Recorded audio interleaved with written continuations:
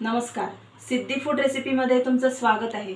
आज आपण बनवत आहोत पोटॅटो बाइट्स। मस्त क्रिस्पी असे पोटॅटो बाइट्स आपण आज घरी बनवणार आहोत। तर चला रेसिपी सुरू करूया। पोटॅटो बाइट्स बनवत आहोत आपण।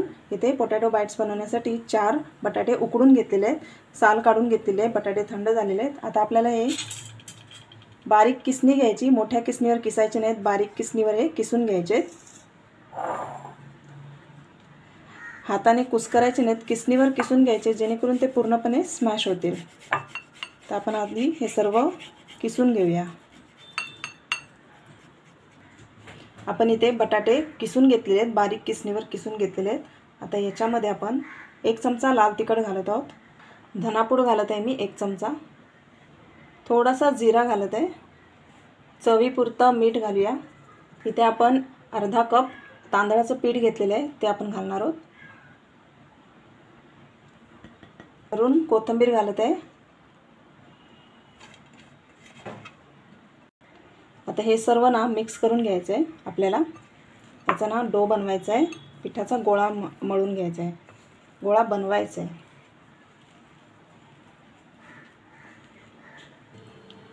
इथे आपण गोळा बनवून घेतलेला आहे, सर्व मिक्स केलं आहे आपण, बटाटे आणि तांदळाचं पीठ वगैरे मसाले आपण गोळा बनवून घेतलेला आहे। आता तेलाचा थोडा हात लावायचा, तेल लावायचा जरासा हाताला आणि एक छोटासा गोळा घ्यायचा, त्याला शेप द्यायचा आहे आपल्याला। तुम्हाला जसा शेप देता येईल तसा द्या।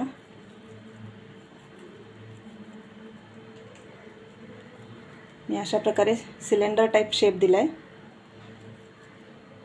हे बघा।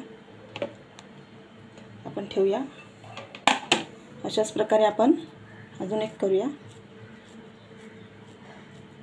एकदम सोपं आहे शेप द्यायला, हातावर फक्त फिरवायचं आहे।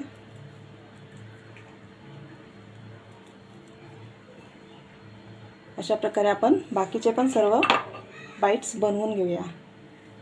आपल्या इथे सर्व पोटॅटो बाइट्स बनवून तयार झालेले आहेत। आता आपण एक फ्राय करून घेऊया। इथे आपण मीडियम गॅसवर तेल तापवून घेतलेले आहे पॅन मध्ये। आता आपण एक एक करून बाइट्स तेलामध्ये सोडूया। आता इथे बाइट्स आपण तळायला टाकलेले आहेत। मीडियम गॅसवर आपल्याला हे तळून घ्यायचे चांगले, सर्व बाजूने खरपूस असे तळून घ्यायचे। आता इथे आपले पोटॅटो बाइट्स तळून झालेले आहेत, एकदम क्रिस्पी असे बाइट्स तळून झालेले आहेत। याच्यापेक्षा लाल करायचे नाहीत। आता आपण एक काढून घेऊया,